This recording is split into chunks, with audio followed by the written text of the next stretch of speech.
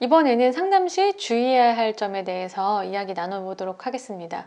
이런 것들을 잘못하면 여러분들이 피해를 보실 수 있기 때문에 주의해야 될 점을 좀 먼저 짚고 넘어가도록 하겠습니다. 자, 첫 번째는 선입견입니다. 제가 예전에 상담을 할 때 누추한 차림으로 어떤 여성분이 치과에 찾아오셨어요. 그래서 딱 보니까 치아가 너무 망가져 있으시더라고요. 그래서 이분이 당연히 저는 돈이 없겠다라고 생각을 해서 임플란트는 설명을 안 드리고 틀니 위주로 설명을 계속 드렸어요. 그리고 어떻게든 보험을 좀 이렇게 받을 수 있는지 막 찾아보기도 하고 이러면서 이제 틀니만 생각을 했죠. 그렇게 상담을 하던 와중에 이분이 건물주라는 걸 알게 되었어요. 그러니까 행색만 누추했던 거지 되게 자상가셨더라고요. 그래서 이분이 틀니는 됐고 임플란트로 하겠다고 하시는 거예요. 그래서 제가 너무 당황해서 임플란트로 다시 막 설명을 드린 적이 있었는데, 이처럼 제가 환자분의 사정을 알지 못하고 지레짐작해서 이렇게 상담을 했던 게 제가 참 실수를 했던 거였구나 라는 생각이 들었어요. 우리가 겉모습을 보고 판단하는 게 어느 정도는 일리가 있겠지만 100%다 맞지 않기 때문에 선입견을 가지지 말고 먼저 환자한테 질문을 통해서 사정을 알아내는 것이 중요할 것 같다는 생각이 들었습니다. 두 번째는 이런 거예요. 어떤 치과 원장님의 경우에는 환자분이 많이 안 좋은 채로 30대 분이 오셨어요. 그런데 이 원장님께서 환자를 막 혼내시기 시작하시는 거예요. 아, 이 상태가 되도록 지금까지 왜 안 오고 뭐 했어요? 와, 이거는 진짜 힘들겠는데? 아니, 이걸 이렇게 방치하면 어떡해. 진작에 왔어야지.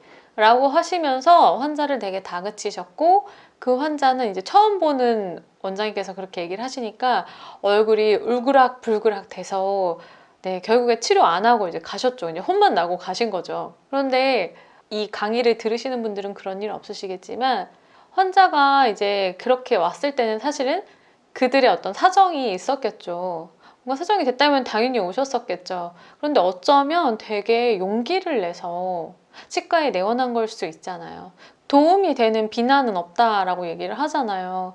그러니까 무조건적인 비난을 하는 거를 정말 원장님이든 직원이든 누구든 어떤 사람에게든 비난을 하는 것을 주의해야 하겠습니다. 환자는 또 다시 치과를 안 오게 될 수도 있고 또 그 치아보다 더 심각한 상태로 변할 수 있다는 얘기죠.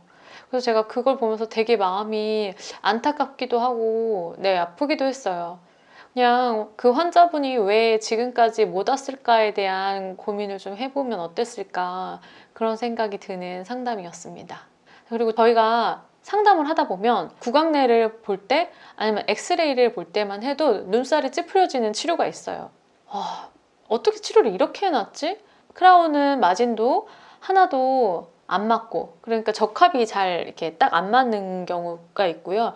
그런 경우 엑스레이를 보면 이렇게 우산 쓴 것처럼 맞는 게 아니고 이렇게 떠 있어요. 그러니까 엑스레이에는 이렇게 초코송이처럼 나오는 거죠. 그런 진료가 있기도 하고, 이제 신경치료를 마무리를 제대로 안 한 그런 경우도 사실 있고요. 그리고 구강내 봤을 때도 어떻게 인내가 이렇게 안 맞지? 라든지 뭐 여러 가지 저희가 딱 봤을 때 눈살을 찌푸려지는 그런 치료가 있단 말이죠.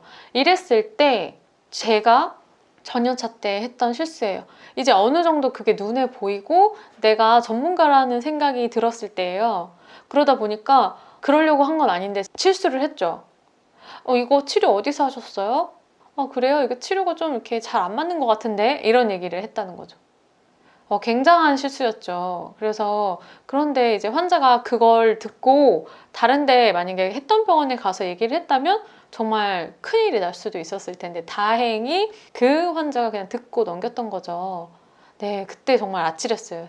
뒤늦게 알고 나서 내가 왜 그랬을까 정말 창피했던 기억입니다. 원장님들도 혹시라도 환자분이 오셔서 이제 다른 치과 욕을 했을 때 같이 욕을 한다거나 그 치과가 잘못했네 이렇게 얘기하시는 거는 정말 주의해야 될 것 같아요.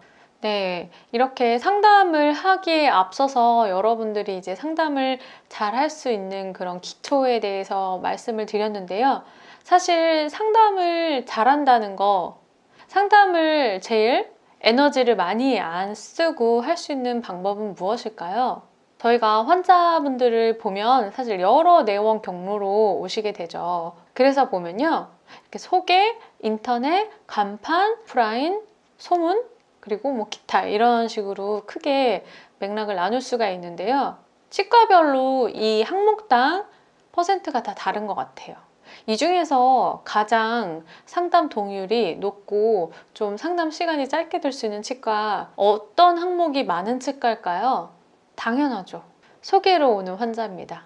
보통은 지인분들한테 소개를 받고 오는 환자분들은 그분들한테 어떤 얘기를 듣고 오셨을까요?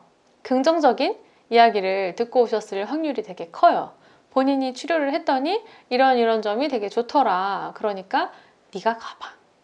만약에 진료비가 좀 저렴해서 그게 마음에 들었다면 거기 진료비 되게 저렴하고 가성비 되게 좋아, 한번 가봐 라고 얘기해 줄 수도 있고요.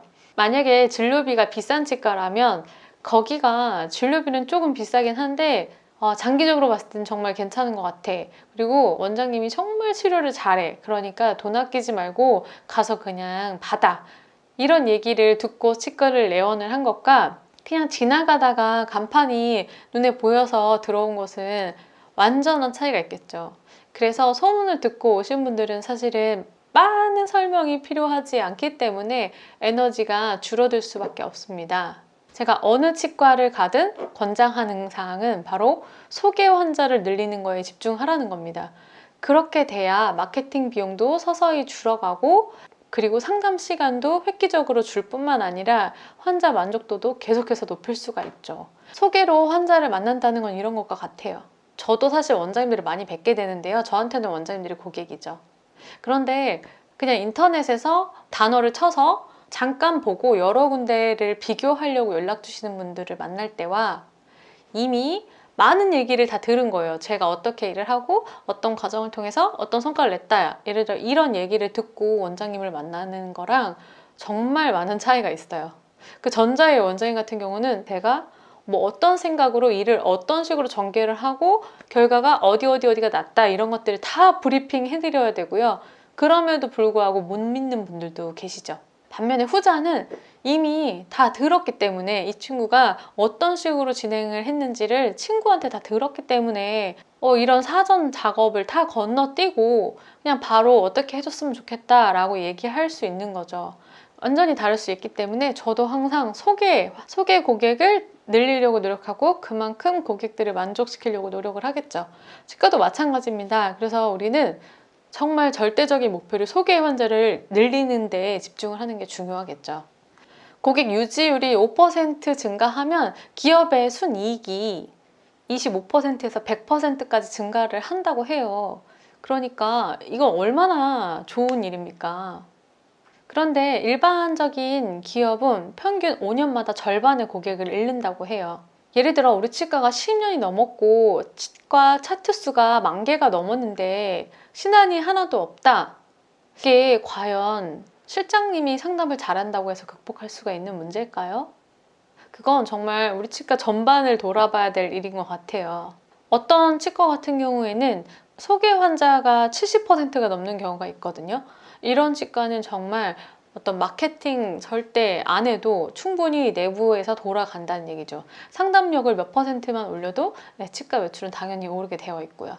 그래서 여러분들도 소개 환자를 늘리는 거에 집중을 하셔야 결국 내 상담 동의율도 올라간다는 것 꼭 생각해 보셨으면 좋겠습니다. 그래서 정리를 해보면 상담을 잘한다는 것은 자기 본인의 철학을 분명히 세우고요. 병원의 목표를 달성을 해야겠죠. 그리고 상담을 하기 전에 꼭 우리 원장님의 진료 원칙, 진료 철학을 공유하는 것이 중요하다 이 말씀을 드렸고요. 환자분의 상황에서 정말 제일 좋은 방법을 제안해 드릴 수 있어야 되고요. 우리 환자분이 다른 치과에 안 가고 우리 치과를 와야 되는 명분, 그리고 특별함을 꼭 머릿속에 인지하고 계셔야 된다. 그리고 상담 중에 우리가 혹시라도 할 수 있는 치명적인 실수를 하지 않도록 노력을 해야겠고요. 결국엔 치과가 가장 사랑받고 행복하게 운영될 수 있는 방법은 소개 환자를 늘리는 거다라고 정리해 볼 수 있겠습니다.